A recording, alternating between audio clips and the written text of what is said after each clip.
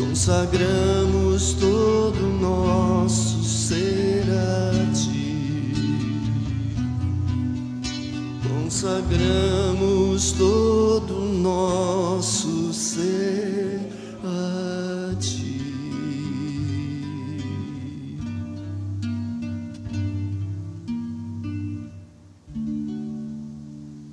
Os irmãos podem se assentar.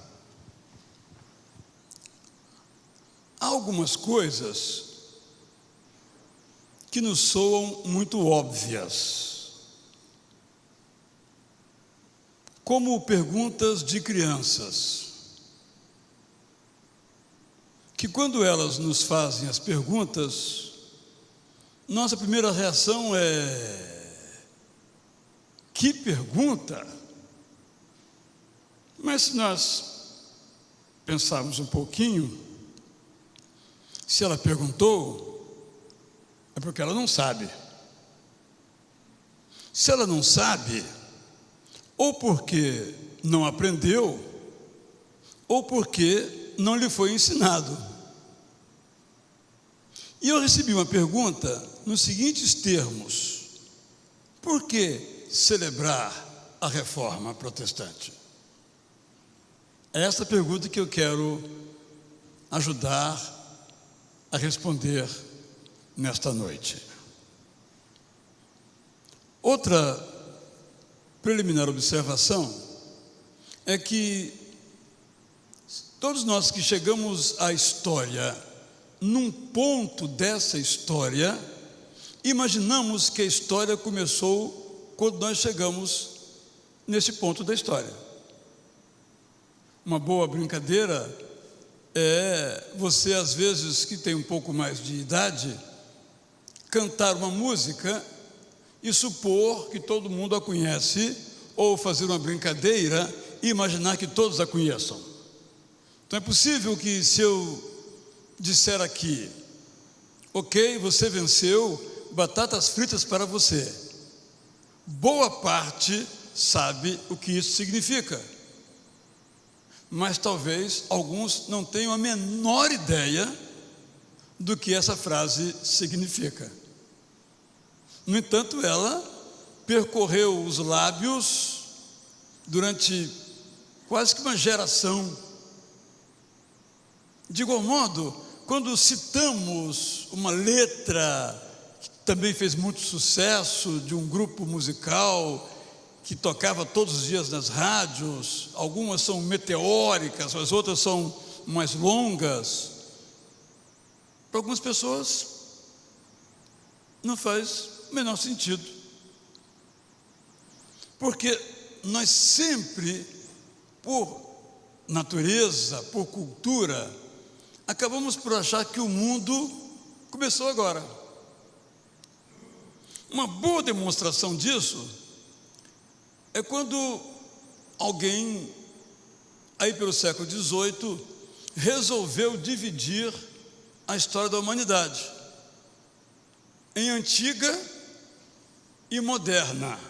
Moderna quer dizer hoje, odierna, de hoje, e a antiga. E inseriu no meio o meio medieval. Só que o moderna, essa parte da história, foi se alongando muito. E aí a pessoa criou uma outra categoria, contemporânea. Só que contemporânea está se alongando muito. Vão se criando outras categorias. Então nós olhamos sempre para o passado como coisa antiga, e às vezes como coisa superada, ou como coisa inferior a nós. Nós modernos, tanto é que você às vezes ouve um anúncio sobre um veículo que vai ser lançado e o texto diz assim: design, tem que ser em inglês, é claro, senão não funciona, design moderno. O que quer dizer isso? Nada, porque é design de hoje, dos dias de hoje. Isso não quer dizer nada. Eu só estou colocando esses elementos bem preliminares para mostrar que o nosso olhar sobre o passado, na verdade, não é um olhar sobre o passado, é um olhar sobre o presente. Porque o presente é uma continuidade quase sempre, por vezes uma ruptura com o passado, mas mormente é uma continuidade. Tomemos nossas famílias, quem nós somos, e a surpresa que às vezes em alguns de nós provoca o fato de nos lembrarmos, olhando no espelho, que não somos tão diferentes, não somos tão especiais, tão distintivos como imaginávamos que somos, nem fisicamente e nem nos hábitos. Nossa história, portanto, não começa hoje, ela começa na história. Quando, por exemplo, nos reunimos num templo deste tamanho, menor ou maior, e lemos os textos bíblicos sobre culto, sobre música, com sermões, nós imaginamos que a igreja de 15, 20 séculos se reuniam como nós nos reunimos, ou melhor, que nós nos reunimos como eles se reuniam, que nós oramos como eles oravam, que nós cantamos como eles cantavam. Sim e não, nós continuamos aquela tradição, mas há muitas coisas que fazemos que hoje são diferentes, embora mantido o conjunto de princípios que a tradição foi nos legando. Portanto, uma igreja, pensando aqui nos termos de uma igreja local, ela tem uma história própria. E essa igreja se insere numa denominação que tem uma história própria. Essa denominação se inscreve no interior do cristianismo, que tem uma história própria também. A história, portanto, não começou hoje, depois que nós chegamos aqui, como se ela pudesse ser demarcada entre antes e depois de nós. A reforma, então, é um momento singular na história das religiões, na história do cristianismo, na história da teologia cristã e na história da filosofia. Nós não temos como responder a uma pergunta: o que seria de nós sem a reforma? Nós não sabemos, porque na história só acontece o que acontece. Se não aconteceu, não saberíamos o que é que aconteceria. Mas nós podemos nos perguntar quais foram as heranças que a reforma nos deixou. Isso podemos afirmar. E podemos imaginar como era o mundo antes da reforma, conquanto não possamos saber como seria o mundo sem a reforma, mas podemos dizer e narrar como era o mundo antes da reforma. Então tomemos algumas áreas.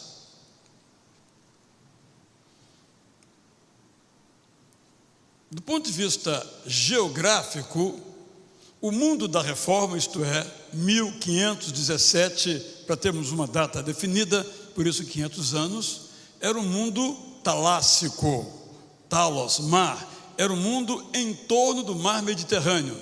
É claro que existiam outros continentes, mas não participavam da história registrada. Obviamente que participavam da história, mas não participavam da história contada, da história narrada. Porque uma coisa é a história factual, outra coisa é a história narrada. Esse mundo mediterrâneo, e é interessante também o nome Mediterrâneo, isto é, está no centro do mundo, está no meio do mundo. Quem disse que ele está no meio do mundo, no centro do mundo? Quem estava lá, que passa a olhar os outros como sendo fora do mundo. Eu me recordo quando estive na China, eu disse: a China é muito longe. O chinês disse: não, o Baci que é muito longe. Quem está com a razão? Ambos, não é verdade? Mas eles também nos imaginam: Brasil, que lugar longe, como é que alguém pode morar no Brasil? E nós: como alguém pode morar na China? Eles se consideram o império do meio, o centro do mundo, mas todo continente se acha o centro do mundo, como cada época se acha central no mundo. É assim que nós funcionamos. Então, esse era o mundo em torno do mar Mediterrâneo. Então, uma fresta basicamente do norte da África, uma fresta do chamado Oriente Médio, uma fresta de toda a Europa, ampliada, com um pouquinho daquilo que depois chamaria de Ásia. Esse era o mundo.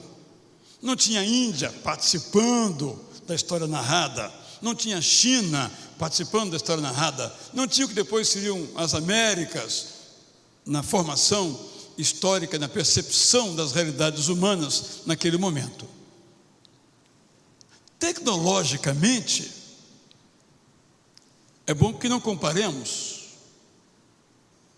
porque se é verdade que a maior revolução que nós vimos, que nós somos testemunhas nos últimos 80 anos, para lembrar aqui talvez o mais experiente entre nós aqui, na faixa dos 80, foi a internet. Antes era a televisão, mas a internet, ao englobar a televisão, se tornou a maior revolução dos últimos 100 anos. Bem-vindos, estou chegando agora à transmissão. Nos últimos 100 anos, então, a internet é a maior revolução tecnológica no mundo. Ora, a tecnologia, ela muda o modo de a cultura se organizar e se disseminar. E às vezes muda o modo de as pessoas viverem. Esse é o caso da chamada toda a tecnologia voltada para a informação ou para o entretenimento. Mas muito mais importante pela radicalidade da transformação que operou, foi a invenção do livro ou da imprensa. Dá para imaginar um mundo em que os livros eram todos originais? Em que uma cópia era feita através de um trabalho manual de um copista? Você imagina então quantas cópias seria possível? Imagine uma Bíblia. Hoje, a Sociedade Bíblica do Brasil imprime, encaderna uma Bíblia em 15 segundos. Você imagina, antes da invenção da imprensa, em 1492, por Gutenberg, quanto tempo se gastava para se copiar à mão, e era uma alta capacitação desses escribas produzir um exemplar da Bíblia, que de certo modo era incarregável, pesava alguns quilos. Então era um mundo sem livro, não só sem a Bíblia, mas sem livro do ponto de vista tecnológico. Livros havia, inclusive havia Bíblias, mas não havia nessa dimensão democrática, massiva, para usar um termo que se tornou possível a partir da primeira, com a invenção da imprensa gutenbergiana. Este é o mundo, mas mais a questão tecnológica, esse mundo católico romano, bem como também o católico oriental, não se regia, e falo dos cristãos, não se regia pela Bíblia. Pode parecer muito estranho, mas Lutero, por exemplo, ele teve, tal qual na corte do rei Josias, que descobrir a Bíblia, sendo ele professor dela, porque a Bíblia não era uma fonte objetiva de autoridade. Era um livro antigo, com muita sabedoria, muito interessante, mas a autoridade suprema sobre os cristãos, leia-se cristãos católicos, era o Papa com as suas bulas e seus concílios.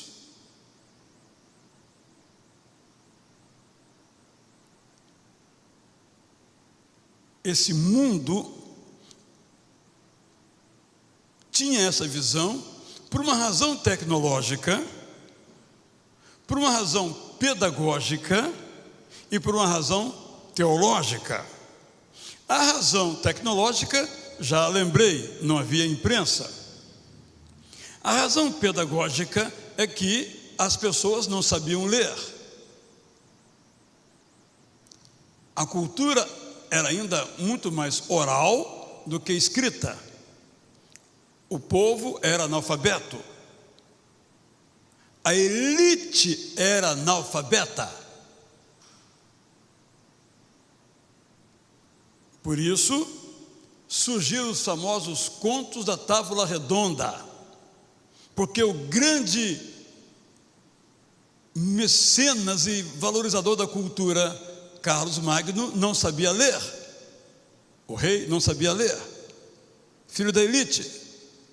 Então ele contratava pessoas que liam para ele, só para mostrar essa diferença pedagógica da leitura. Claro que havia instrução, obviamente, grandes filósofos, tanto no mundo chamado árabe, quanto no mundo chamado latino, mas isso era de uns poucos para uns poucos. A população em geral era analfabeta, portanto, mesmo que houvesse Bíblia a mãos cheias, não teria quem os lesse, até porque seria em latim, que o povo não falava, exceto na Itália. E a outra razão teológica, que é uma razão sobre a qual nós ainda precisamos prestar atenção e vigiar. A teologia católica ensinava, de certo modo ainda ensina, e os protestantes devem tomar cuidado para não seguir a mesma trilha, que a igreja é superior à Bíblia. Ao interpretá-la, ou melhor, ao preservá-la e ao interpretá-la. A teologia católica dizia que o concílio dizia era superior, porque no concílio estava o Papa, que legitimaria as suas decisões, e o Papa era o herdeiro de Cristo, desde Pedro, o primeiro Papa, na teologia católica. Ora, como também as pessoas, em geral, não tinham acesso ao livro sagrado, o livro sagrado dizia aquilo que os padres e papas diziam que o livro dizia. Isso para um ou outro perquiridor, um ou outro que buscasse um pouco mais de conhecimento, mas isso não passava muito no horizonte das pessoas. O controle, portanto, era exercido pela Igreja Católica a partir desse princípio de interpretação. A Bíblia é inferior à Igreja, porque a Bíblia nasceu no interior da Igreja. Esse era o ensino que, na perspectiva protestante, não está em nenhum ponto correto.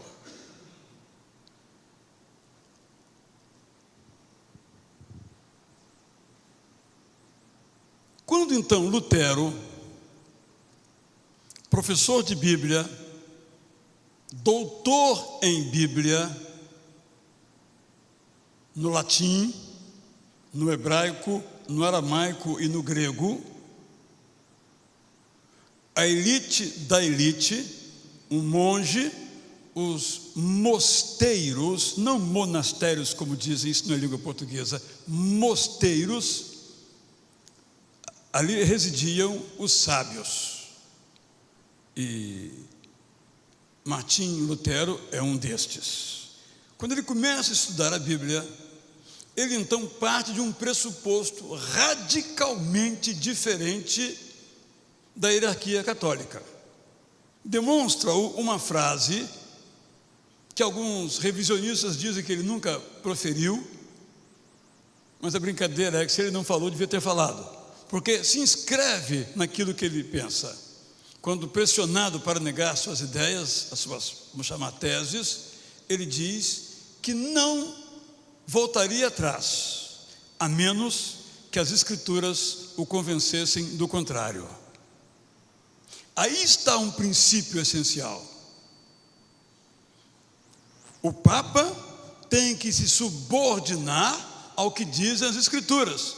Hoje, para nós, isso pode soar, como eu comecei, óbvio. Mas até então o óbvio era a Bíblia ser interpretada de modo subordinado ao Papa e aos concílios. Por essa razão, o grande autor Dillenberger,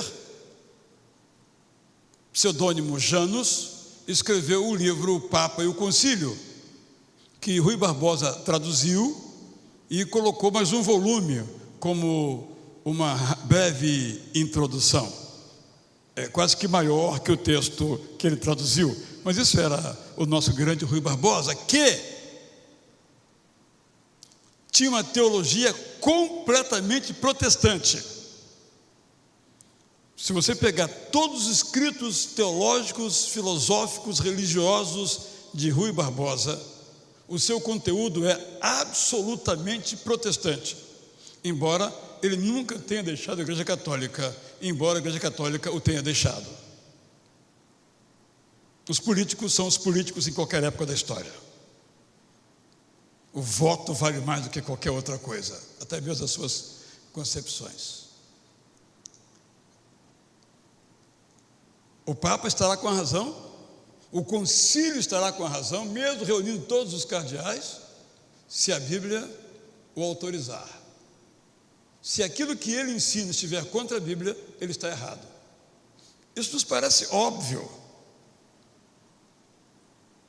mas foi uma revolução completa, porque então a revelação não se dá por meio da tradição, passada adiante, interpretada e controlada pela Igreja Católica, mas se dá por um livro. A revelação se dá através da Bíblia. É através dela que Deus fala, não do padre, ou diríamos hoje, não do pastor, não do Papa, não da confissão de fé de uma denominação, mas da Bíblia. Mas a Bíblia é objetiva? Em certo sentido, sim. Se 10 pessoas se reunirem em torno de um texto bíblico, muito possivelmente chegarão a um consenso sobre o seu significado. E mesmo quando houver um dissenso, os dissidentes vão, em geral, respeitar a diferença, porque pode ser que seja daquele modo também. Mas nunca nos textos essenciais, mas naqueles corolários, naqueles secundários. Estamos falando, portanto, do primeiro valor, ou princípio, ou ensino da reforma luterana, que é o sola scriptura. Ou seja, a nossa regra para pensar e agir é dada pela Bíblia, não pela igreja, seja qual for, não pela autoridade eclesiástica, seja qual for, não pela tradição. Até então, era o contrário. A partir da reforma, da qual somos herdeiros, houve uma radical, absoluta e completa mudança que se organizou em torno desse pilar da reforma chamado sola scriptura. Só a Bíblia é autoridade, é a única regra de autoridade. Assim, tudo aquilo que um cristão pensa,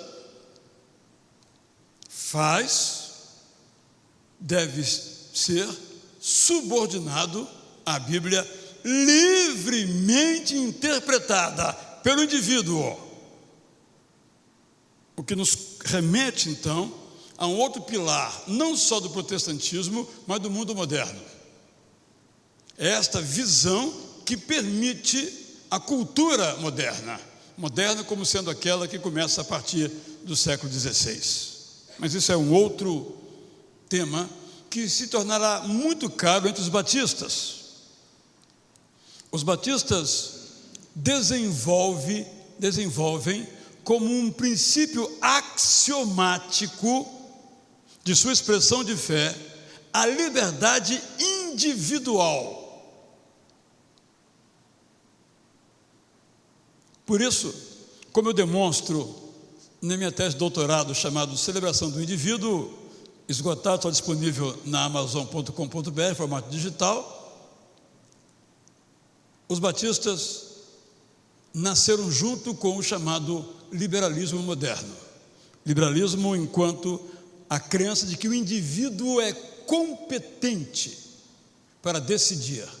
A democracia é a afirmação dessa individualidade colocada na decisão ao redor da comunidade. Podemos dizer que o protestantismo, que a reforma luterana, é ao mesmo tempo filha e mãe da democracia moderna, o que também já nos levaria a outras considerações. Procurei então mostrar nesta parte 1 de 3 que o princípio normativo, repito, para o pensamento e para a prática, para os protestantes, é o do sola scriptura, a autoridade soberana, suprema das Escrituras livremente interpretadas. Os batistas, por exemplo, têm uma confissão de fé. Todos os credos religiosos denominacionais têm os seus credos de fé. São muito importantes, mas ninguém lê. Por que ninguém lê? Porque não são essas confissões nossas regras. A nossa regra é a Bíblia, por isso ela é autoridade. É algo muito útil para refletirmos. Os batistas agora estão com uma comissão da qual eu faço parte, mas nunca fui a nenhuma reunião por falta de tempo, para revisar a declaração de fé dos batistas. Só para ilustrar isso, que certamente 95% ou mais dos batistas nunca leram a sua confissão de fé e não são julgados por isso. É uma característica que veio da reforma e que os batistas levaram às suas últimas consequências. Os presbiterianos, por exemplo, têm uma confissão de fé de Westminster, que até hoje é muito lida, muito seguida e muito citada. De igual modo, o metodista, o luterano, mas o batista, não, tem várias que representaram um ponto de inflexão no momento em que foram elaboradas, mas não se constituem regras de fé ou prática para as pessoas. O mundo, portanto, anterior à reforma, era um mundo sem livro, por razões tecnológicas, por razões pedagógicas e por razões teológicas. Mais ainda, o mundo antes da reforma era um mundo mediado, ou seja, o acesso do ser humano a Deus era mediado, não era direto. O Novo Testamento, na nossa perspectiva evangélica, tinha estabelecido, tinha cunhado a ideia de que o nosso relacionamento com o Pai é direto por meio de Jesus Cristo. No entanto, o que acabou se desenvolvendo no que se chamou de cristianismo, essa herança que se foi acumulando ano após ano, década após década, século após século e quase que milênio após milênio, inscreveu um outro tipo de perspectiva nos corações humanos. Tal como o judaísmo inoculou a ideia do intermediário.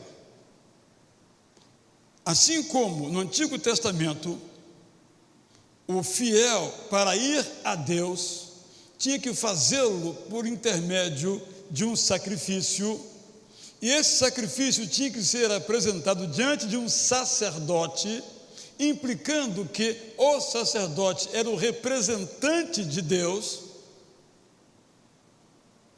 diferentemente da proposta divina, que ainda no Pentateuco lemos, que ele queria que aquela nação fosse uma nação sacerdotal, não uma nação que tivesse sacerdotes, mas que todos fossem sacerdotes.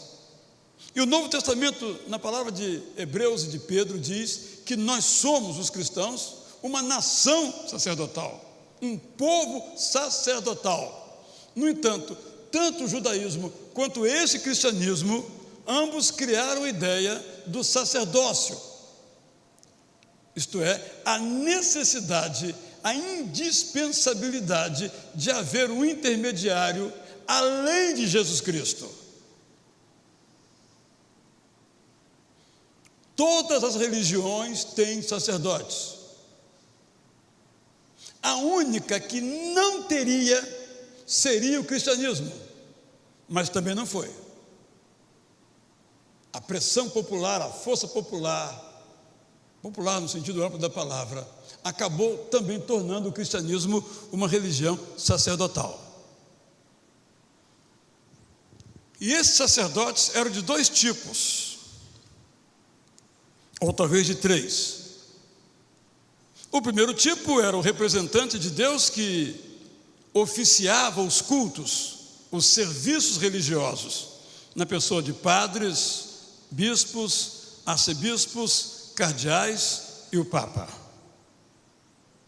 Mas além disso, o catolicismo romano, tomando a herança popular pagã, acrescentou um segundo tipo de sacerdote, o morto, que acabou tomando o nome na teologia católica de santo. O que é o santo? O santo era alguém que viveu aqui na terra como santo e ao morrer continuou o seu ministério de santo, fazendo o bem. Fazendo o quê? Nesse caso, ouvindo as orações dos cristãos e intermediando a sua resposta diante de Deus. É algo, de certo modo, muito forte, tanto a ideia do sacerdote físico quanto morto, que é muito difícil arrancar da cultura cristã.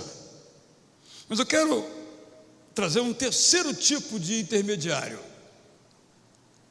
Esse é físico, ou físico-químico, é o sacramento.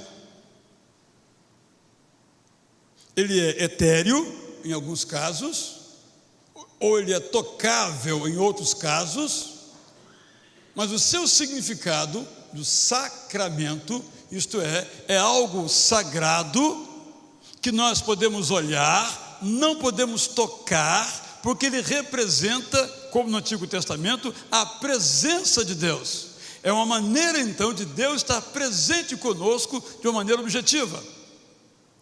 A Eucaristia, expressão católica de alguns grupos evangélicos também, expressão bíblica, Eucaristel, te dou graças, ou em nossa linguagem, ceia do Senhor, ou o batismo, ou um conjunto de outros pequenos símbolos, às vezes imperceptíveis, que vão se tornando também representações de Deus, ou representações da sua presença. Todo mundo cristão, até Lutero, e mesmo em certo grau depois de Lutero, em alguns elementos, porque a reforma tem que sempre ser atualizada, a eclésia reformada sempre é reformanda, tinha essa concepção de que o acesso do ser humano a Deus tem que ser intermediado. Eis que Lutero, então, nos ajuda uma segunda percepção, quando ele fala, então, de que o nosso único intermediário, nos termos de Paulo a Timóteo, é Jesus Cristo. Daí a expressão em latim, solus Christus.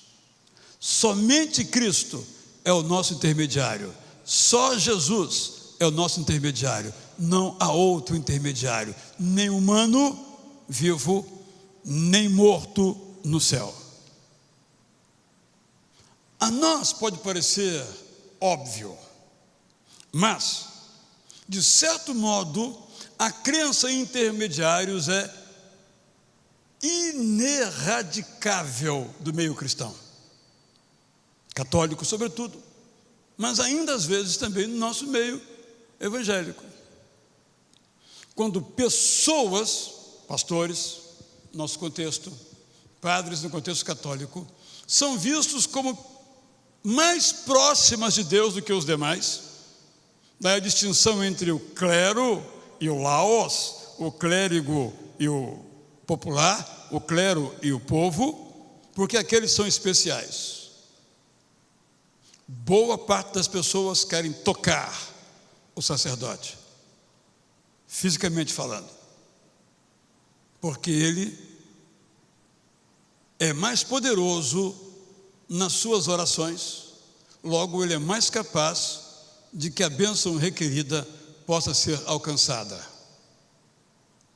Ou seja, de certo modo é muito difícil erradicar da mente das pessoas que ele não precisa terceirizar o seu relacionamento com Deus. E Lutero radicalizou ao contrário, quando ele disse, embora ele mantivesse a ideia dos sacramentos ainda, mas não tão forte como no catolicismo, que não há nenhum intermediário. O nosso acesso é direto e livre, desde quando o véu do templo foi rasgado na morte de Jesus. Esse é o segundo princípio da reforma. Não sabemos o que seria de nós se existiríamos sem o solus Christus, mas sabemos como era o mundo sem as teses de Lutero, sem a ideia de que só Jesus Cristo é o nosso intermediário, o único intermediário ou mediador. Mas ainda,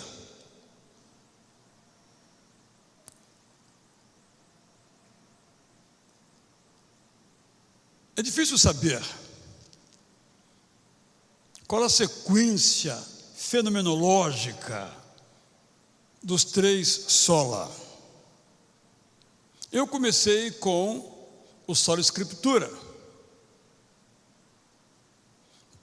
entendendo com isso que desta sola vêm as outras. Estou colocando em terceiro lugar, porque me permite contar um pouquinho a história de Lutero, este outro princípio para descrever um pouquinho como era o mundo até Lutero. Lutero, como nós sabemos, lendo a sua biografia ou vendo filmes a seu respeito, era um membro de uma família, nós chamaríamos hoje de classe média, conquanto não houvesse propriamente isso naquela época, e estava destinado pela família, como era comum nas famílias, a ser um advogado.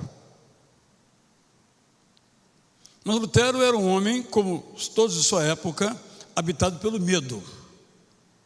Medo de Deus. Terror do que Deus pode fazer com as pessoas. Esse tempo ainda é um tempo que não dominava a natureza. Era um mundo de trovões e de muitas pestes que dizimavam populações inteiras, como a peste negra, por exemplo, ou a bubônica. Lutero era um homem assim.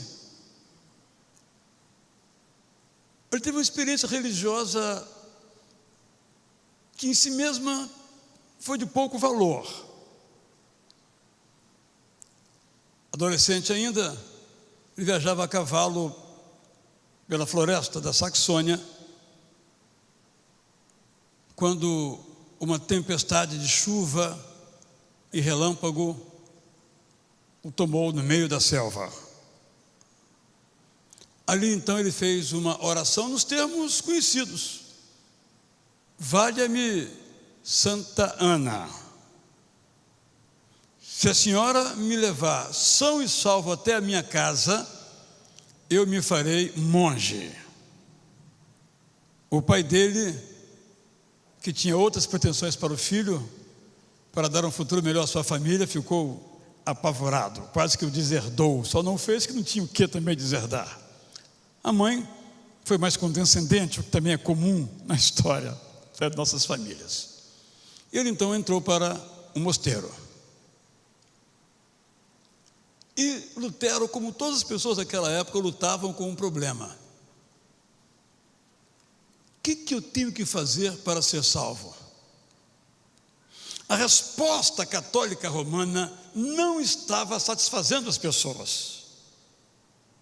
Não estava porque, apesar de pertencer à Igreja Católica, de participar dos seus sacramentos, era um mundo de muita violência, de muitos assaltos e de muitas intempéries naturais, como tempestades ou pestes, ou fomes, ou guerras, que dizimavam às vezes cidades inteiras. Era um mundo muito perigoso.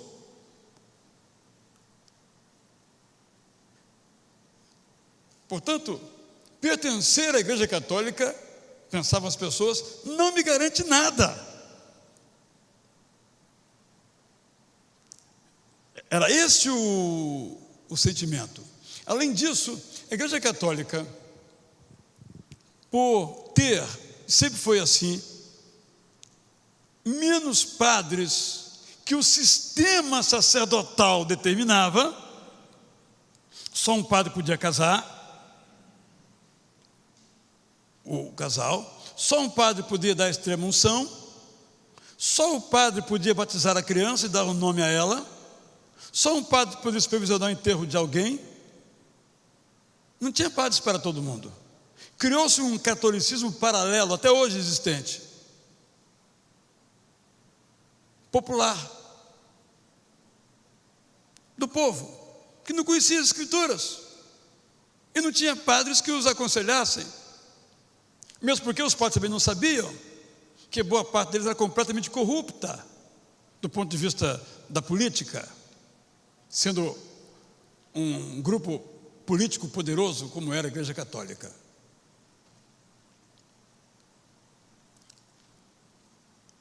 Neste contexto, nesse tipo de experiência religiosa, Lutero entra para o mosteiro, como dissesse: agora eu vou descobrir o que eu tenho que fazer para ser salvo. E aí ele levou à última potência a ideia dos sacramentos, participar dos sacramentos da igreja e a realização de boas obras. O esforço pelo estudo das boas ações. Certamente Deus veria isso e lhe daria a salvação. Mas quanto mais ele se dedicava ao estudo da Bíblia, aos trabalhos no mosteiro, como a higiene das latrinas ou o serviço à mesa, menos paz interior ele tinha. Quanto mais fazia, mais angustiado ficava, porque percebia a sua própria natureza e o seu pecado. Estudou, fez o seu bacharel em teologia e depois, pouco depois, seu doutorado. Era outro sistema de estudos naquela época, até hoje ainda vige de certo modo na Alemanha. Preparando as suas aulas, chegou a Romanos.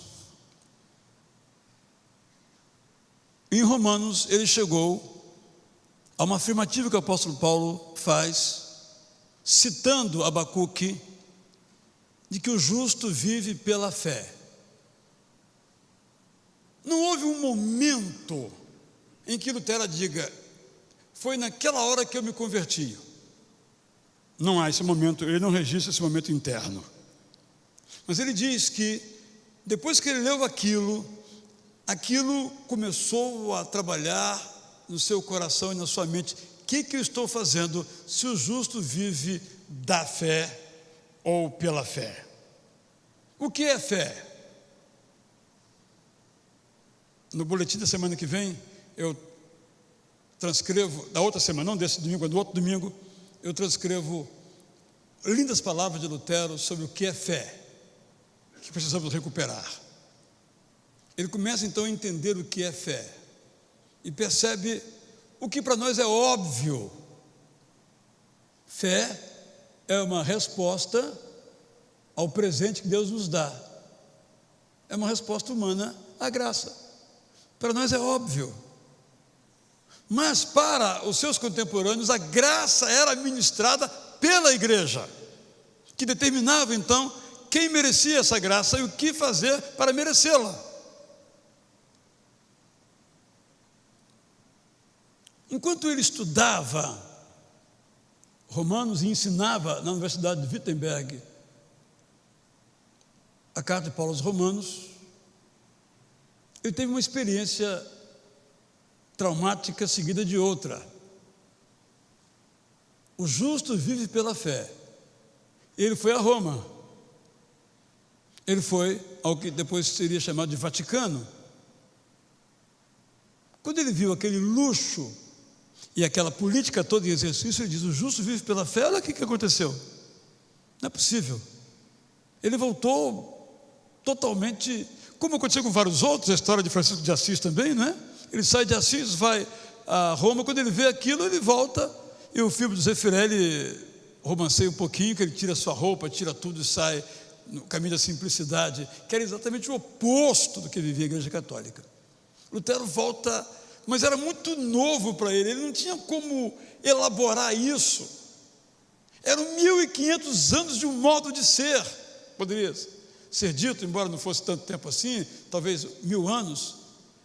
Isto é, desde o século VI, com certeza, ou finalzinho do século V, ser cristão era ser aquilo.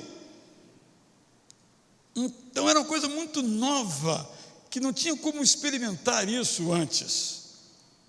Mas aí houve um outro evento que foi decisivo, que é muito conhecido, e o Felipe esteve lá agora. Felipe é da Igreja do Recreio, esteve lá agora e me mandou inclusive uma ilustração desse homem que foi decisivo de modo negativo para a experiência, não de conversão, que ela foi paulatina, mas de entendimento de que a Igreja Católica estava errada, que a teologia católica era nefasta. É quando esse homem saía em viagem como um camelô, como um caixeiro viajante, vendendo não produtos, não coisas, mas vendendo a salvação, através de um perdão plenipotenciário concedido a quem comprasse um documentozinho que ele vendia, chamado indulgência.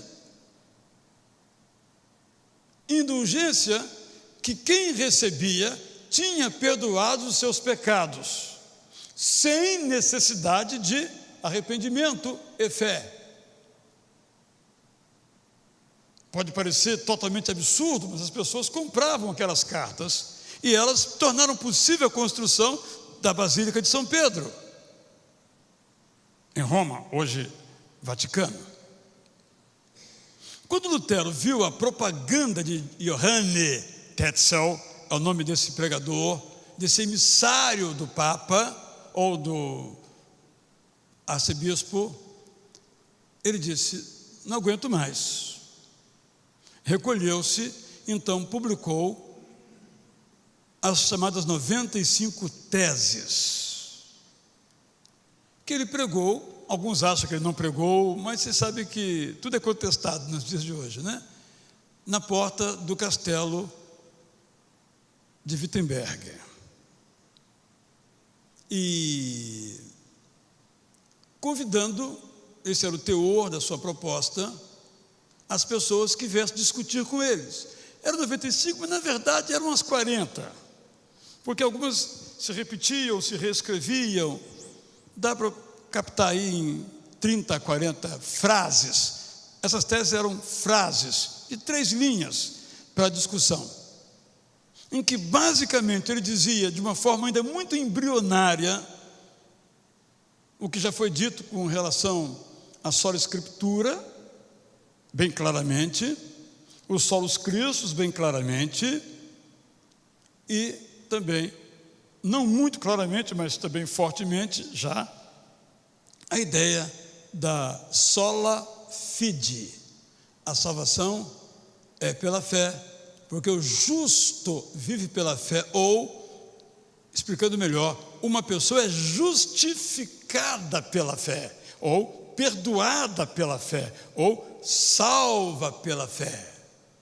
Isso é o sentido, então, do sola fide, que para nós parece óbvio, mas no mundo de então era totalmente novo, era totalmente revolucionário.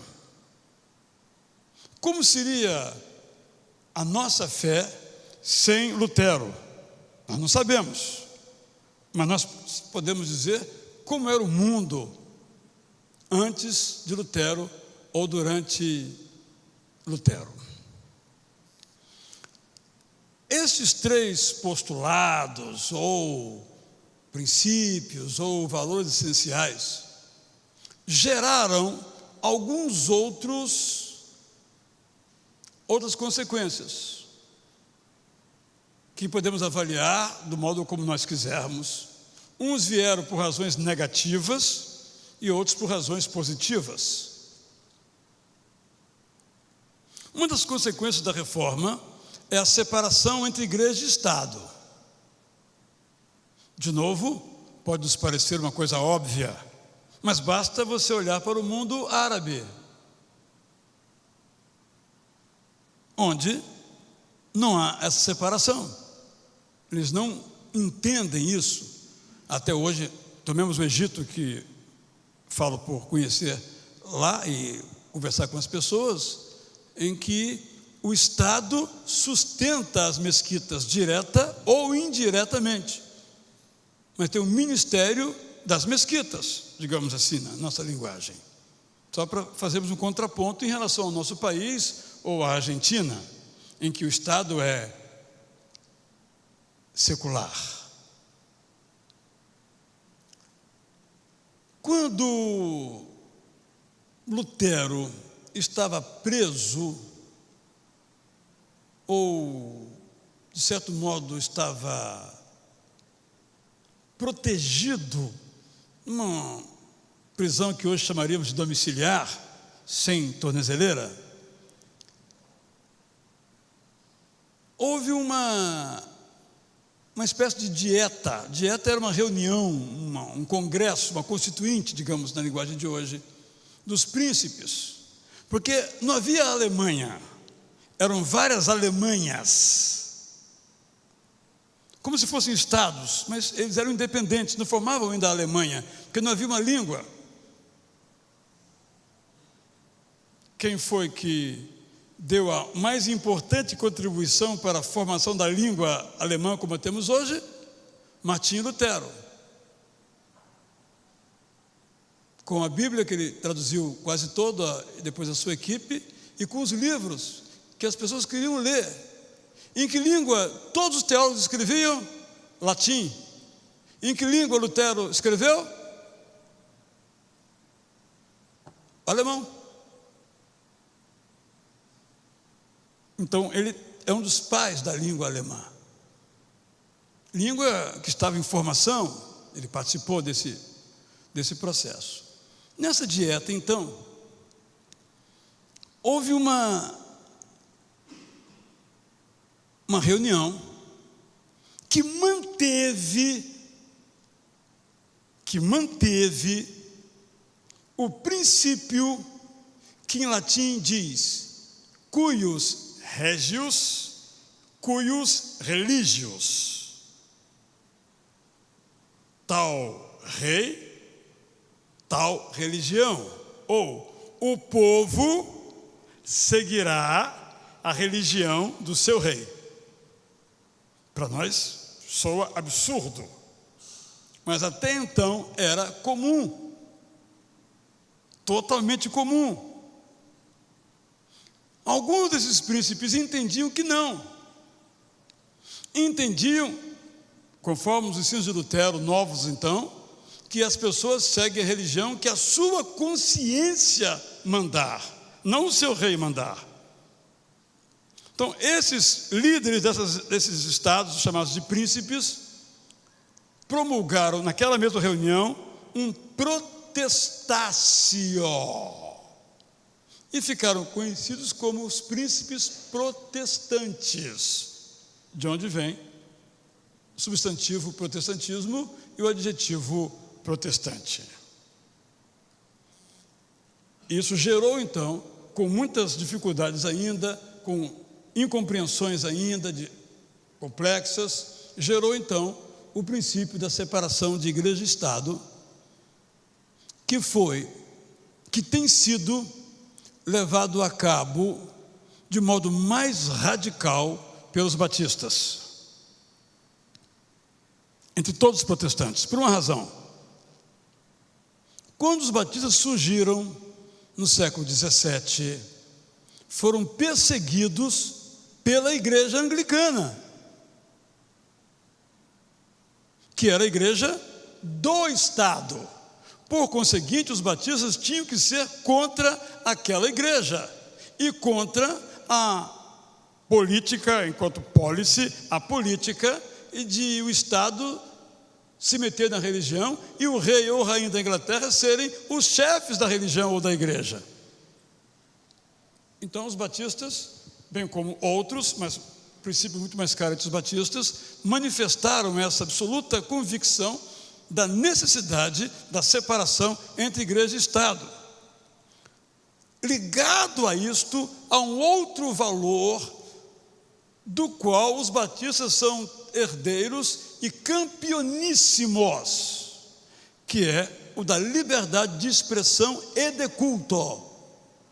Separação entre igreja e Estado. Por quê?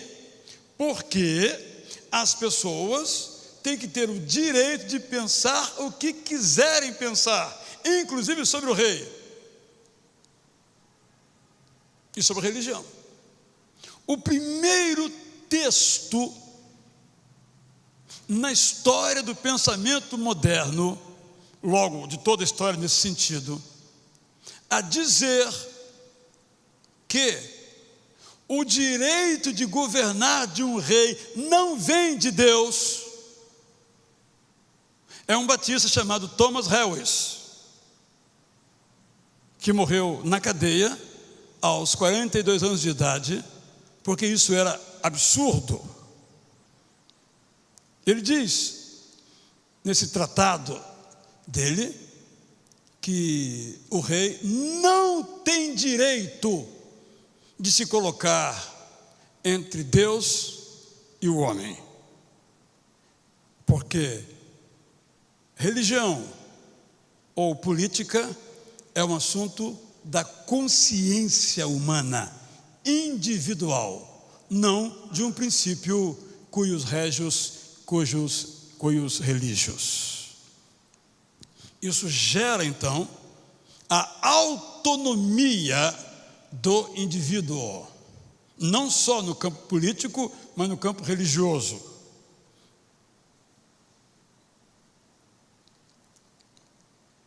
Como uma outra consequência dessa mesma visão, que poderia se chamar de individualista no bom sentido da palavra, é a liberdade de pesquisar. A ciência moderna é filha do protestantismo. Não podemos saber se haveria ciência sem o protestantismo, mas podemos dizer como era a ciência antes do protestantismo. Não por acaso, os países inicialmente mais desenvolvidos tecnológica e cientificamente, todos foram de formação protestante. Alemanha, Inglaterra, Estados Unidos, que até hoje são os que dominam a ciência no mundo. Depois, claro, vieram outros, porque faz parte do ideário protestante a liberdade, inclusive de pesquisar. Também na mesma esteira do protestantismo vem um outro valor, que é o valor do trabalho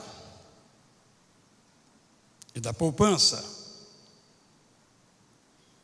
Ser pobre na Igreja Católica medieval era uma virtude. O protestantismo ensina que ser rico não era um defeito.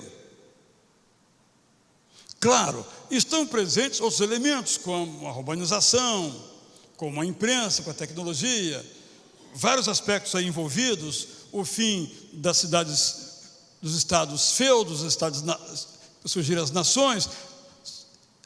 O protestantismo faz parte de um movimento, não é algo autônomo, mas faz parte do mesmo movimento, que vai desembocar, então, como eu disse, nesta também ideia de valorização do trabalho. A esse propósito,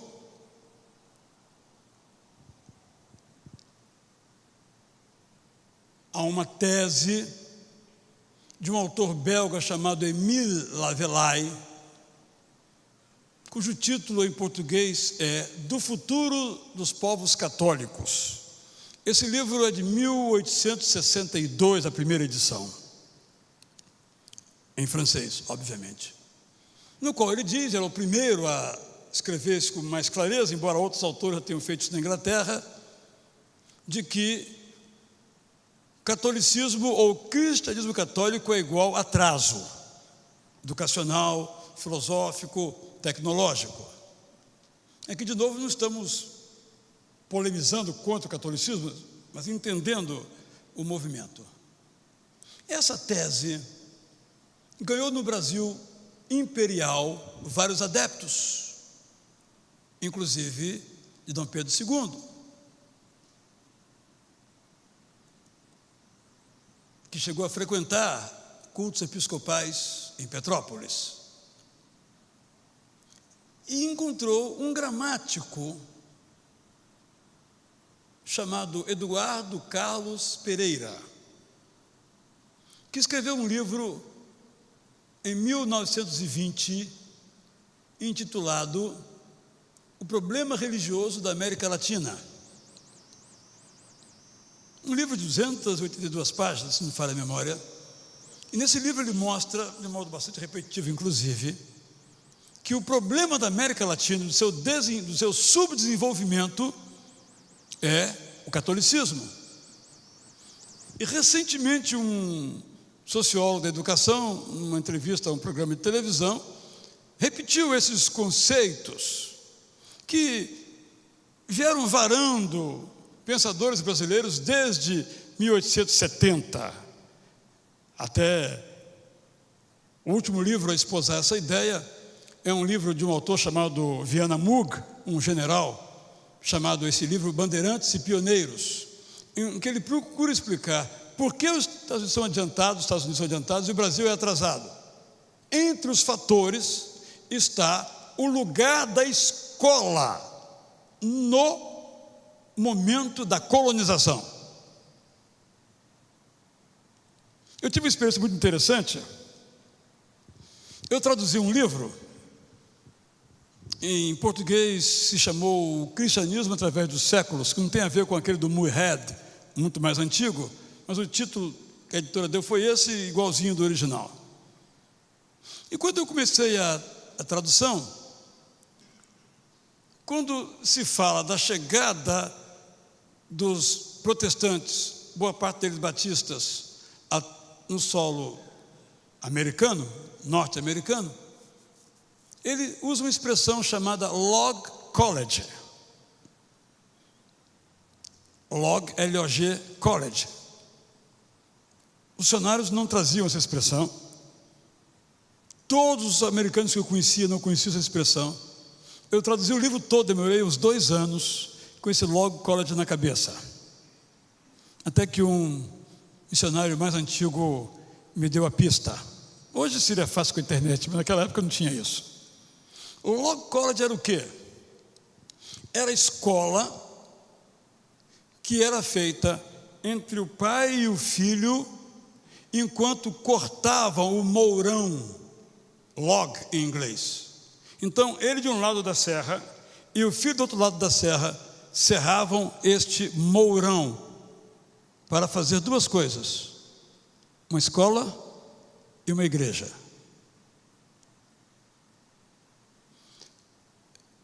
Apenas como, de novo, um diferencial entre a cultura norte-americana e a cultura brasileira, onde só veio a haver escolas para o povo muito tardiamente.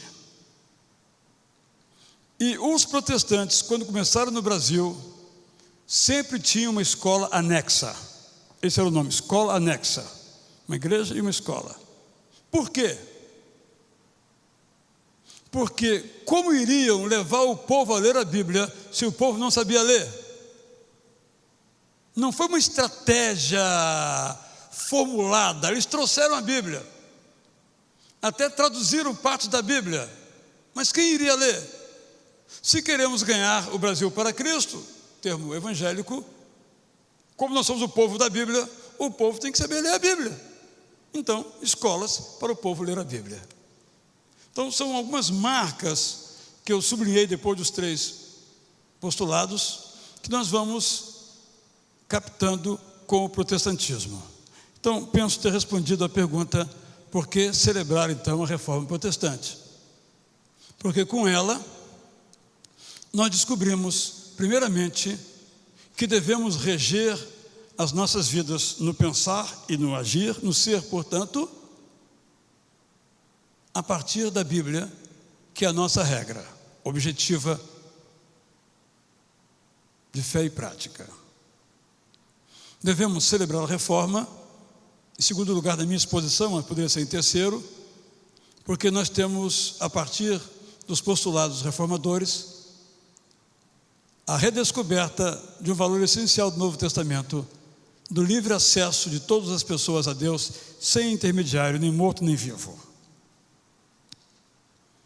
Devemos celebrar a reforma em terceiro lugar, colocando os termos dos postulados aí, porque nós fomos alcançados pela oferta da graça, a qual respondemos pela fé, e podemos viver tão somente pela fé, sem nenhum outro tipo de sacrifício para agradar a Deus, porque Ele se agradou primeiramente de nós como graça. É o resumo, nesse sentido, da mensagem de Jesus e do apóstolo Paulo. Devemos celebrar a reforma também, aí podemos continuar, pelo valor que dá ao trabalho, ao progresso, à separação entre igreja e Estado, à ciência, ao livre pensamento. E devemos celebrar a reforma para que a sua recordação nos torne fiéis ao Novo Testamento. Porque ainda ronda o cristianismo, inclusive o cristianismo evangélico ou protestante, termo que queremos utilizar, cada um desses valores que a reforma combateu. Não é tranquilo, na prática, o princípio da autoridade das Escrituras. Na teoria, sim, na prática não é tranquilo entre nós. Bem como não é tranquilo entre nós o princípio dos solos cristos, porque ainda há um católico romano batendo palmas dentro do nosso coração. Como não é fácil também a manutenção do princípio tão caro à reforma, de que a salvação é só pela fé, nunca por sacrifício ou por qualquer outro penduricalho. E é muito mais fácil a nós termos penduricalhos tocáveis, tangíveis, do que ter uma fé simples em Jesus Cristo como Senhor e Salvador. Temos que vigiar para que os valores da reforma, que são valores evangélicos, no sentido que vindos do Evangelho, possam tais valores permanecer, orientar e dirigir as nossas vidas. Com isso, podemos dedicar alguns 15 minutos a algum irmão ou irmã que queira formular ou uma pergunta, ou uma discordância, ou um pensamento. É só levantar sua mãozinha que nosso líder maior vai levar aí o microfone.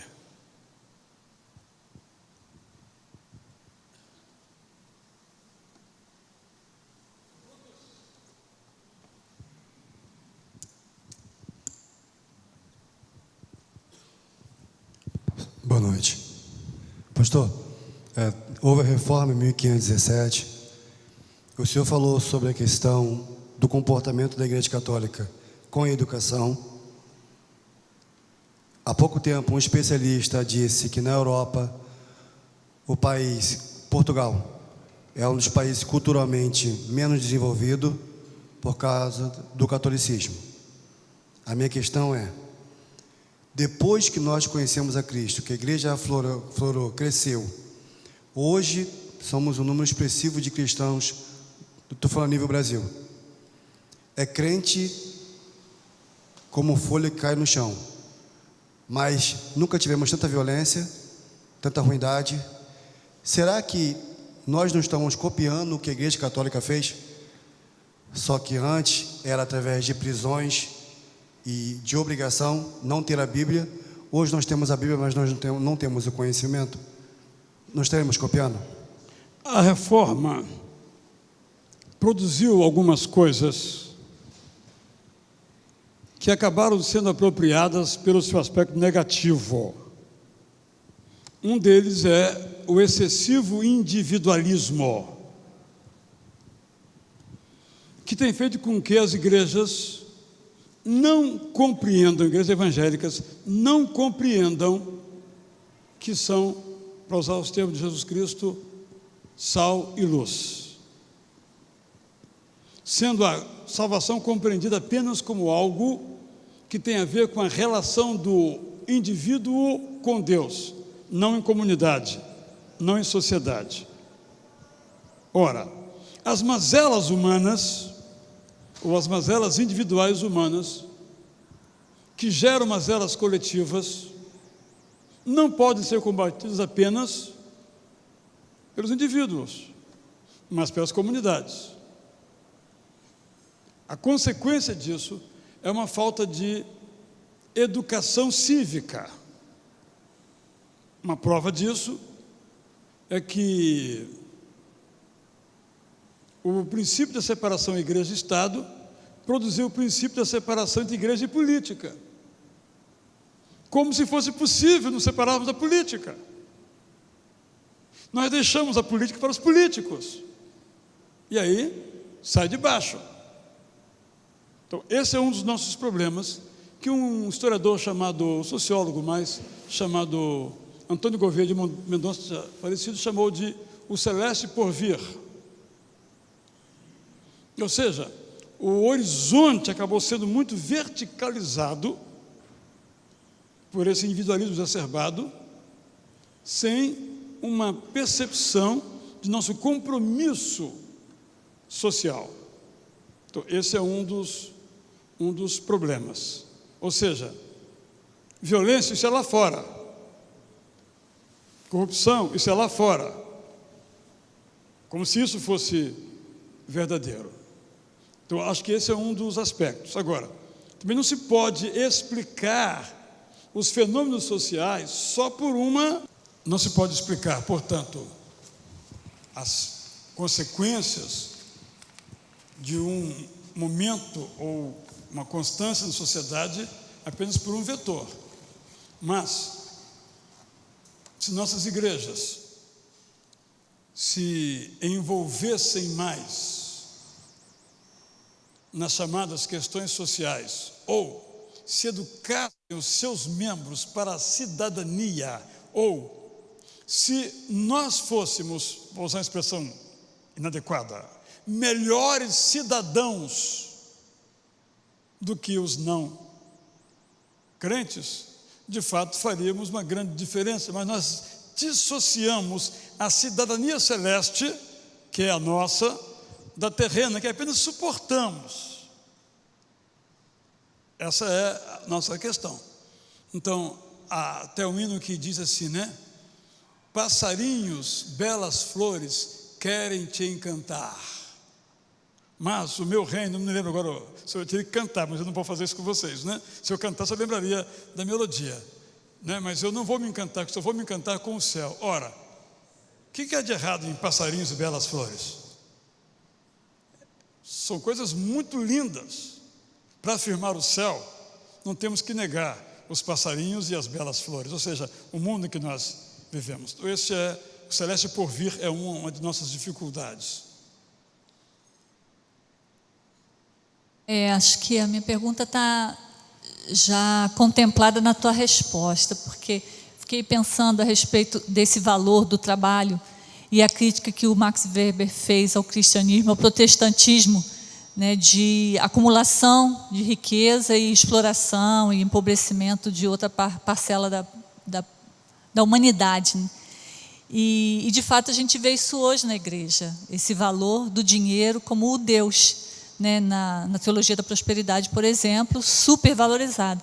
E aí a gente entende se é isso um valor que a reforma nos trouxe, ou como a gente pode, de fato, entender o que estava naquele princípio como não na perspectiva individual, mas na perspectiva de um bem-estar do coletivo, né?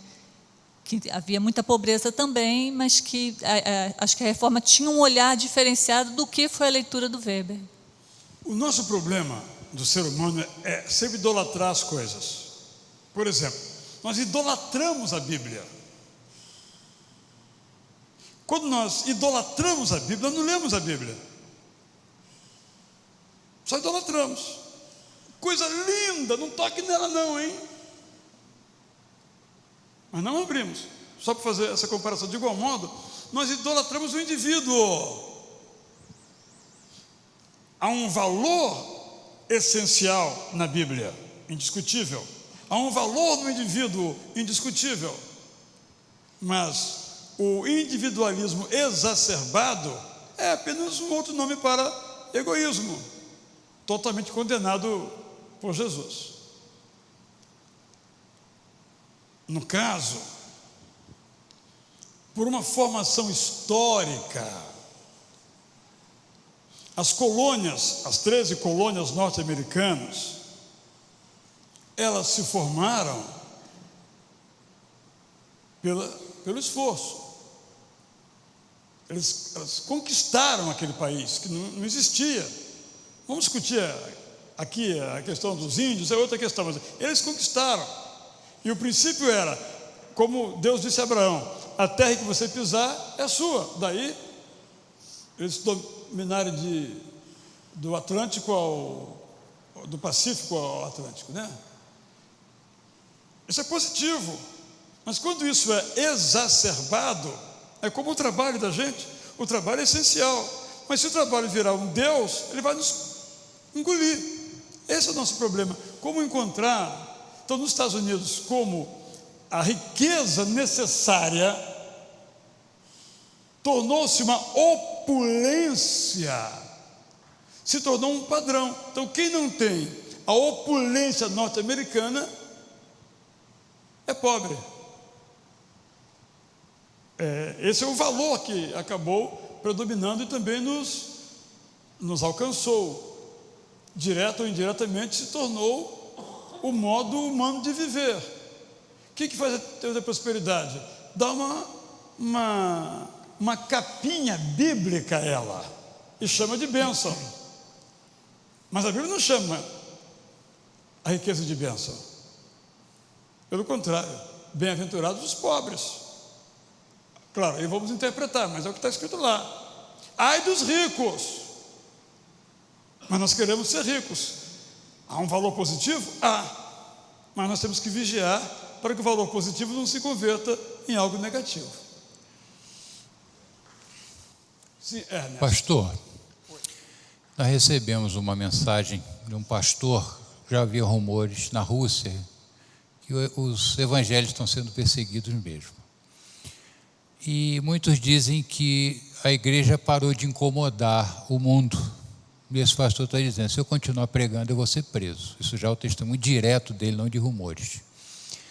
Essas semanas aqui, né, foi tão bom participar desses filmes e discussões e exemplo da reforma, as pessoas que se sentiam indignadas em ver a Bíblia tolhida do povo, não traduzida na sua língua, não ter acesso, essas coisas todas que a gente sabe dessa dominação, né?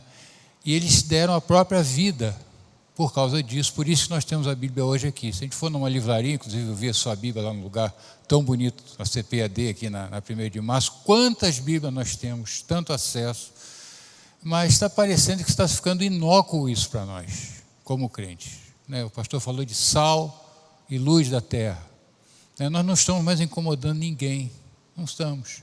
A gente passou ali em Aparecida 2 vezes, agora 2 finais de semana, e pessoas dali da região falam que Aparecida é um comércio puro, né? Tem mais de 30 mil quartos, tudo é enganação e tudo comércio, mas a gente não está se indignando mais. A gente se encontra com pessoas católicas, elas são muito boas e tudo, mas nós não estamos tendo aquele ardor, aquele ímpeto de falar da verdade da Bíblia para elas. E o mundo está correndo assim, né? Nós vemos nossos filhos, nossos netos. Então, o que será que Deus espera da gente?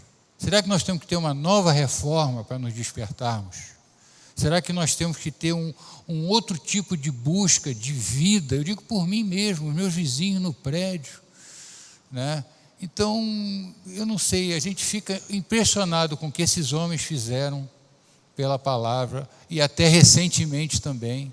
A gente tem escutado Ernesto, isso. que nós temos que celebrar a reforma. Porque, por isso que eu comecei pelo valor da Bíblia. Agora, eu já disse isso aqui, né? Eu não tenho coragem de fazer uma pesquisa aqui na igreja sobre conhecimento bíblico. Eu não tenho coragem. Eu tenho medo de, depois de 18 anos aqui, pregando leia a Bíblia, de perguntar quem foram os irmãos de Moisés, e talvez a metade não saber. Eu prefiro não saber que isso é verdade. Então pode ter que não seja, espero que não seja, porque se fosse, eu acho que eu pularia da janela. Então, brincadeiras à parte, nós temos que os que pudermos, empurrar as pessoas para a Bíblia. E nós temos que pular para dentro da Bíblia. Quando isso acontece, você sabe disso. Na vida da gente pessoal, acontece um revivamento. E quando um revivamento nos alcança, ele nos alcança só a mim, ele alcança a minha família, ele alcança as pessoas ao meu redor. Mas só é possível o revivamento a partir da leitura da Bíblia, que é a história do Antigo Testamento do quarto rei Josias, e toda a história da humanidade é essa valorização, essa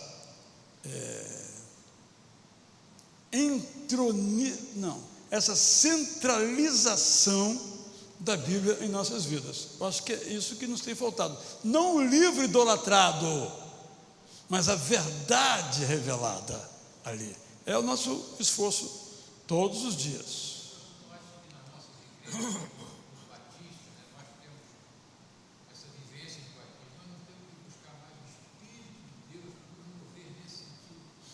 Sim, mas o Espírito de Deus se move através da Bíblia, porque senão nós caímos num iluminismo.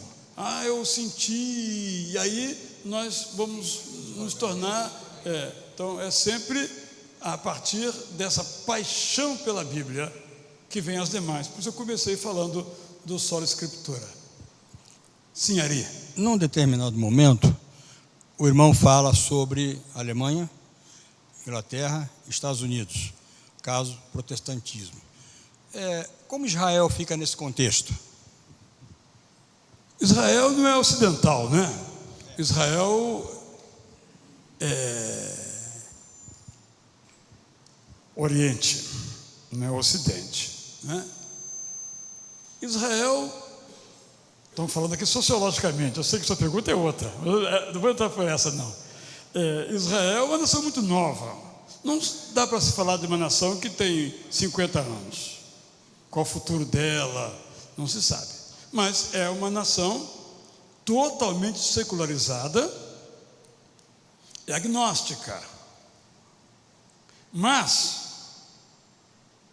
ela foi edificada pelo dinheiro, vamos chamar russo, isto é, ortodoxo, cristão ortodoxo, e pelo dinheiro americano, judeu e protestante. Então, lá você tem alguns valores, não o das Sagradas Escrituras, não é algo forte, não é? Mas alguns valores que você tem lá, que esses valores são ocidentais, embora o mundo seja oriental. Mas, para fazer uma comparação entre o futuro, entre o passado americano, ou inglês ou alemão, ainda é cedo, porque é um período muito, muito curto. Além disso, Israel, me entendam, tem um grande vetor negativo que se torna positivo. São os vizinhos em cima dele. A eterna vigilância. E quem vigia não relaxa. Quem não relaxa cresce. É igual o imigrante que sai do Brasil e vai trabalhar nos Estados Unidos. Não hoje, mas ele fazia a sua vida lá. Isso periodicamente volta, porque ele foi lá para isso. De igual modo, quem voltou para Israel foi lá para isso. Não foi para brincar de cidadão, de ser israelense ou ser brasileiro, para usar uma imagem aqui. Mas é uma outra realidade, mas que é ainda secundária no concerto da história. Sim, Josué. Pastor, quando a própria Bíblia diz que toda a profecia é de particular interpretação, será que a própria Bíblia não me restringiria essa liberdade de interpretação? Aí depende, até perguntando melhor, será que ao invés de livre interpretação não seria melhor livre exame das Escrituras?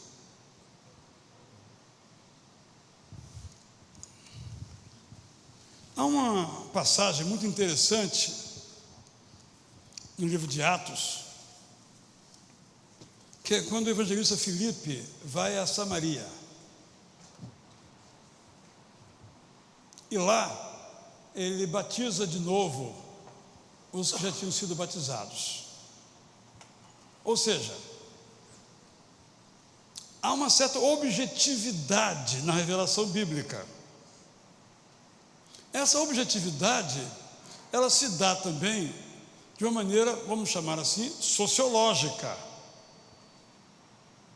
Não que aquele batismo não fosse válido teologicamente, mas não era válido eclesiologicamente. Ou seja, a unidade da igreja pedia para que ela prosperasse, como prosperou, ganhou o mundo, né? Alvoroçou o mundo, que houvesse uma unidade de pensamento. Então, por isso, houve esta injunção e eles submeteram aquilo. Bom, o texto que você citou se refere basicamente à questão da revelação ou de dons espirituais muito especiais. Então se diz que quem tem o seu dom, ele tem que estar submetido, vamos colocar nos termos de hoje, à igreja, à autoridade da igreja, para não gerar confusão. Ou seja, em outras palavras, a liberdade tem que ser com responsabilidade. Porque se a liberdade não for feita com responsabilidade, nós teremos uma exacerbação de novo do individualismo. Então, eu acho isso, ela acha aquilo, aquela acha aquilo, aquela acha aquilo, não tem comunidade. Por isso que então, a interpretação, ela é comunitária. Ou seja, eu tomo a iniciativa de interpretar, mas ela diz, não é isso que está escrito. Então, o que está escrito? O que está escrito? Se reúne e, então, formula uma interpretação. Não é de particular, é da comunidade. crendo nós também que o Espírito Santo ainda hoje inspira a comunidade a interpretar. Porque a Bíblia, como diz Pedro, tem passagens de difícil interpretação. E temos que ter a humildade de saber que algumas jamais saberemos. Você lhe pregou aqui sobre que Jesus foi pregar no inferno aos espíritos em prisão. Quem que entende esse texto? Né?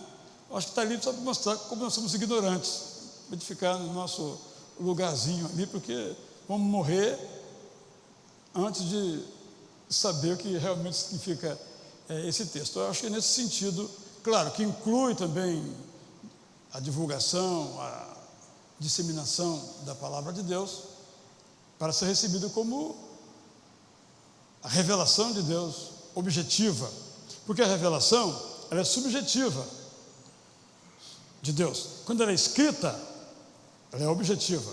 Vamos fazer uma comparação. Moisés subiu ao monte, ele chega e diz: Deus diz isso, isso e isso. Daqui a pouco se esqueceria. Escreve, não está escrito: honra teu pai e tua mãe, para que se prolongue seus dias na terra. Tem interpretação? As coisas essenciais não tem interpretação. Tem que interpretar, está ali, ó. Obedece, bicho, querer você ou não, né? Mais alguém? Sim, José Santos Almeida. Queria que você fizesse a gentileza de falar um pouquinho sobre a fragmentação das confissões de fé ou das denominações após a reforma e hoje as dificuldades que a gente encontra em chamar de evangélicos tantas pessoas com uma diversidade tão grande de entendimentos e práticas cristãs, não católicas. Então, o bom se tornou ruim. O bom era a liberdade de expressão, incluindo a de interpretação na comunidade. No entanto, por razões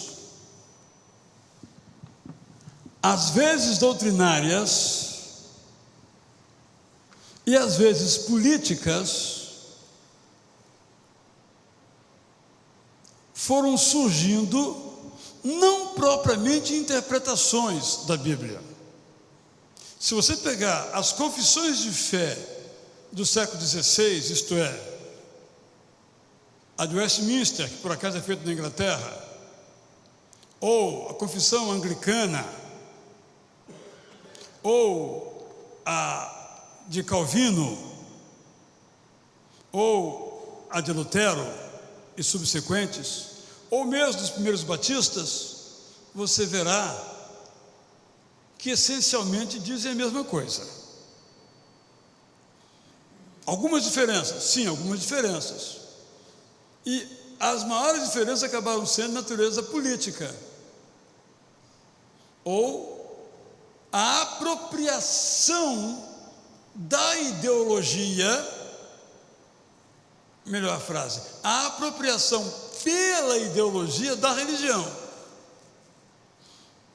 Então, esse, você pega, por exemplo, a reforma anglicana,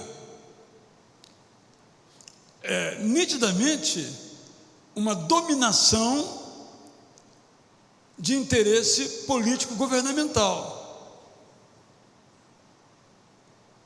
gerando um tipo de reforma.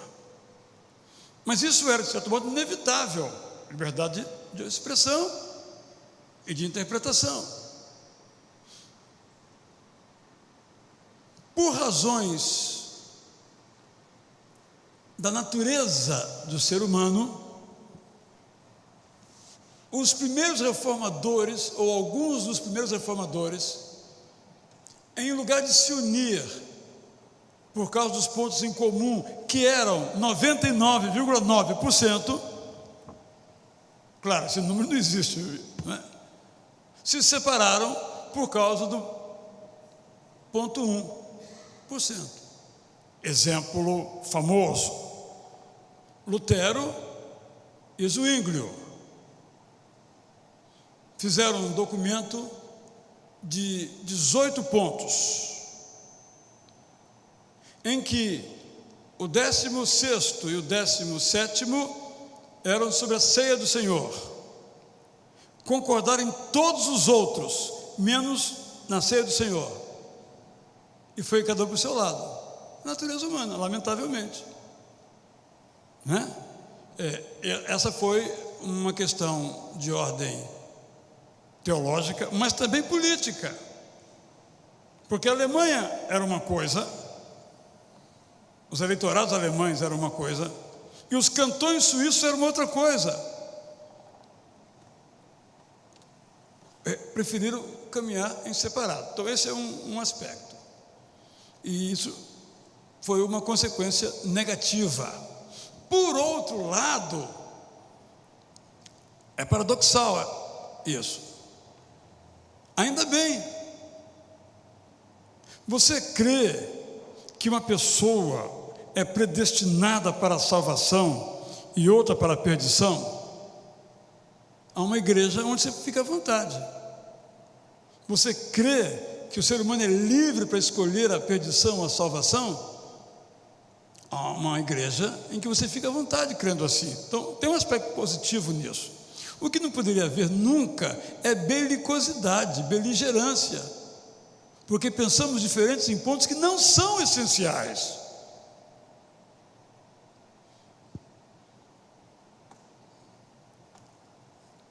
Nós temos problemas hoje entre os protestantes no Brasil? Temos, mas poucos. Entre os evangélicos temos, mais poucos. Batistas, presbiterianos, metodistas, assembleianos, convivem muito bem, porque eles são evangélicos. O problema são essas denominações que não são evangélicas, como a Igreja Universal e a Igreja Mundial. Não são evangélicas essas igrejas. O que é uma igreja evangélica? É uma igreja que prega os 3 postulados que eu acabei de mencionar. O que ensina a Universal? Que a salvação se dá pelo sacrifício,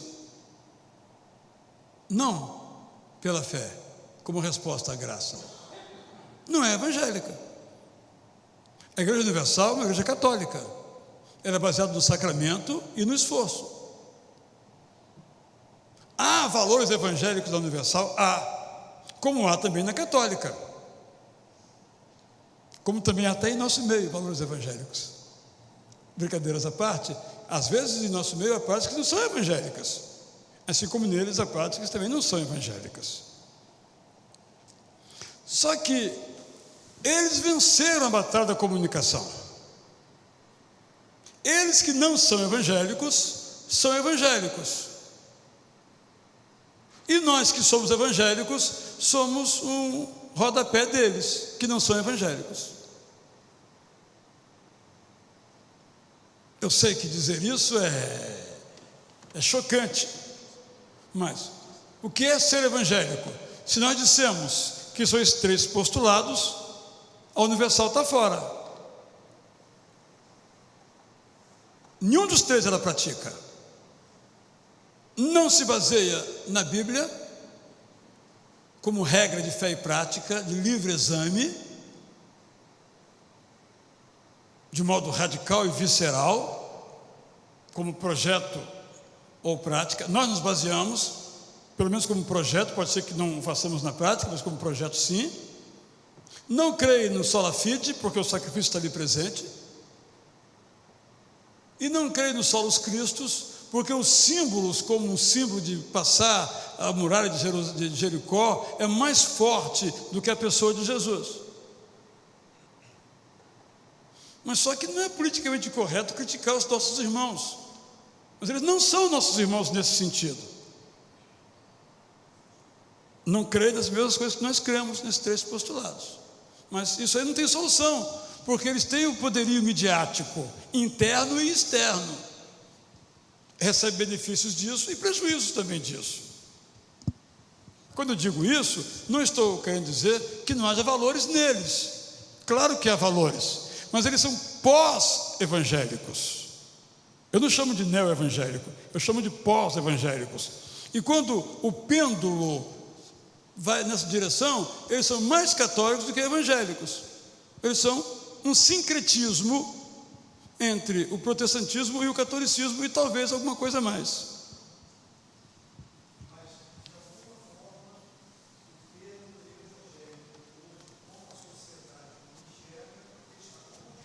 Sim, corrompido, porque nós não somos evangélicos.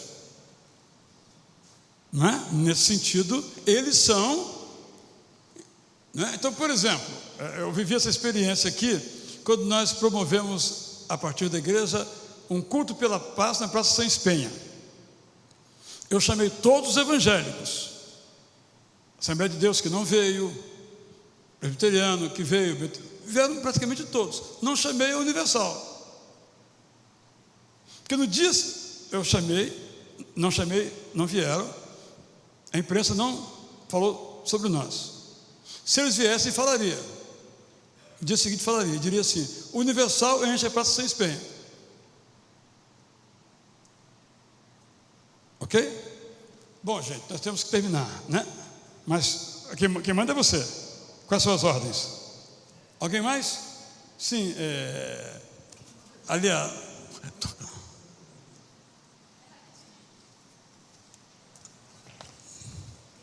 Fala, Sônia. Mas terça não vai ter mais? Não. Ah, tá. Não, eu fazia uma divulgação, eu estou só conferindo aqui com o quê? Pastor-chefe, né? Na terça-feira que vem, dia 30, a Aliança Evangélica está fazendo 500 anos da reforma na web. Então, uma terça-feira por mês. Quem quiser se inscrever, aí entra Aliança Evangélica, né, cedilha.org.br, se inscreve e é um debate online. O Valdir Schneider faz a mediação, tem 2 preletores e tem o debate online. E aí vai continuar sobre a reforma. Mas aí pedi autorização aqui. Tá bom, tá ótimo. E nós faremos aqui também um congresso sobre a reforma em agosto. Já tinha uma data, mas nessa data que vamos fazer, o Alcini vai para lá, para a Alemanha, né? Vai ver lá a reforma. Então, quando ele voltar, a gente vai vamos escolher uma outra data, e a ideia é ampliar um pouco mais isso, detalhar um pouco mais isso. Eu fui muito largo, para dizer superficial, aprofundar mais isso com outros preletores também, e a gente crescer na nossa própria identidade. Né? A pergunta do José Santos mostra que a nossa identidade é a do outro, né? Não é a nossa. E a gente sempre define por, eu sou evangélico, mas eu não sou como. Infelizmente, mas quem ganha comunicação, ganha tudo. Quem perde tudo, né? Nós queríamos então agradecer as pessoas que nos visitam hoje, né, pela primeira, segunda ou terceira vez. Sejam muito bem-vindos, né, no nosso meio, que Deus possa abençoá-los. E na semana que vem nós vamos dar continuidade a essa série, a Bíblia nos 500 anos da Reforma Protestante, agora fazendo uma exposição do livro de Romanos, que vai tratar de todos esses temas que a gente mencionou aqui, inclusive a questão de Israel, né? Capítulo 9, 10 e 11 vai falar sobre a questão... Nem John Stott, que escreveu o mais lindo comentário sobre Romanos, resolveu aqueles capítulos. Quero ver você resolver, hein? Quando chegar neles, eu chamo o pastor Jael. Não, chama o John Stott. nem o John Stott, quanto mais eu. Então, gente, muito obrigado pela presença de vocês. Então, a gente vê cada vez mais a importância desse mergulho na Bíblia, para que a gente possa se conhecer, né, conhecer a fé que nós seguimos e poder influenciar, né, o meio em que nós vivemos, sermos sal e luz. Para que isso aconteça, a gente realmente precisa estar convicto daquilo que nós professamos. Então, Deus abençoe vocês. Se por um acaso você veio preparado para trazer o seu dízimo e a sua oferta, ao sair você pode passar por aqui e colocar aqui nessa salva, né, e assim a gente se despede. Eu vou pedir para o pastor Samir para orar e a gente termina então o nosso encontro. Obrigado, Senhor, por tudo que aprendemos aqui. Obrigado pela reforma, Senhor.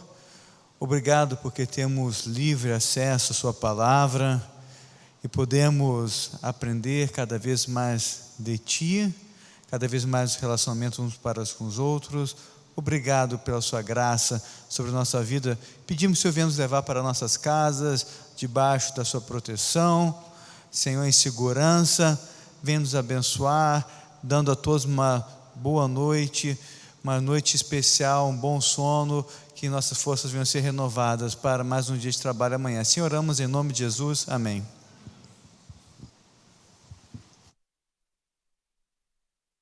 Obrigado aí, Neto, Carlos Fernando. Obrigado aí pela ajuda de vocês, Sérgio.